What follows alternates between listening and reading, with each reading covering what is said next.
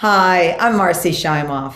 And I'm Dr. Sue Morter, and we're the co-leaders of your Year of Miracles, where we help thousands of people around the world live in the miracle zone, the place of synchronicities and flow, where you're creating the conditions of your life for miracles to happen, for them to occur inside of. And today's miracle moment is about the power of the beginner's mind. hmm So there's a story from a Japanese Zen master, Shunryu Suzuki, that goes like this. It says, once there was a professor who went to a Zen master and he asked him to explain the meaning of Zen. And the master quietly poured a cup of tea, and the cup was full, but he continued to pour. And the professor couldn't stand this any longer. So he asked the master, kind of impatiently, why do you keep pouring when the cup is full? And the master said, well, I want to point out to you that you are similarly attempting to understand Zen when your mind is full. So first empty your mind of preconceptions before you try to understand Zen.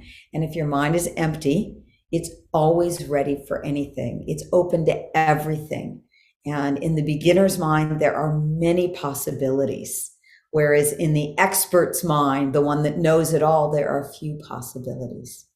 So I love this story. And I know that our culture really can shy away from a notion of being a beginner. That's not something that we're supposed to be. We can feel embarrassed about not knowing an answer, and we think we should know everything. But beginner's mind is really about the paradox of how the more you know about something, the less likely you are to keep your mind open to learning more.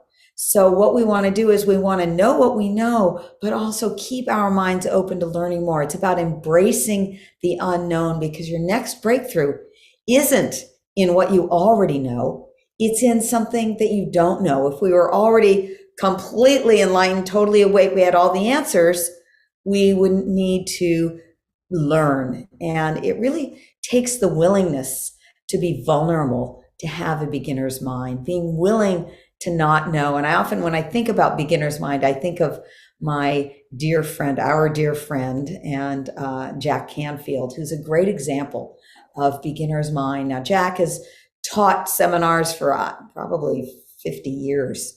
And yet at every workshop that we go to, that he attends, he is always sitting in that front row with a notebook and taking notes. And he always shows up with the beginner's mind open to what he doesn't know. And we think that's one of the secrets to his success. Being available, being available. That's it, right? He's available. I'll never Right. forget the first time that I was speaking and he was sitting in the front row taking notes, and I was like, "Oh my God, Jack Campbell's taking notes with me!" But then I realized he does it all the time. So, yeah, our minds have a tendency to search for past experiences to inform our present moment. However, the beginner's mind is about having a childlike mind that is just open, and it sees the possibility in the world and is eager to learn. And so, here's the beauty of that. When we're just available to learn and we're eager, there's room for our heart to be in motion. There's room for our presence to be there in this rejuvenating, youthing kind of way. And we're not burdened by the responsibility of knowing everything that we're supposed to know, and having it all laid out ahead of time and carrying the weight of that. When we shuck that and allow ourselves to just be available, let's go see what we can find out. Let's go see what we can figure out. Let's go see what needs to happen next. And when we approach life from that perspective, it allows that youthing energy that rises up from inside of us to have a space to be, elbow room, a way to influence our interpretations and our perceptions and our experiences. And so inside of that, we're renewed constantly. When we're in that beginner mind of availability of like, let's find out. I know what I know, but I don't know what I don't know. And I'm eager to learn what I don't know. And to just be this sponge in this sort of way allows us to be available. And in that availability, we heal. We become younger, we become more flexible and pliable and more adventurous, and we become ingenious. we invent things. We begin to see an easier way, a new way all the time, constantly reinventing ourselves. And when that happens, we're always in the juice of life, and we're always excited about what's next. And we don't feel like we're in the doldrums of doing the same thing over and over and over again. So we invite you to simply be allowing your heart to be present, your breathing to be full, your childlike presence to be honored, meaning that it is, you know what it's like when you're trying to figure out something on your iPad or on your computer or your phone, and you're like, oh, there's somebody, you know, a third of my age over here. I'm going to ask them. And all of a sudden they're like, da, da, da, da, da, da. And it's because they're not afraid to push the buttons and figure out what's next. They're not afraid to just lean in.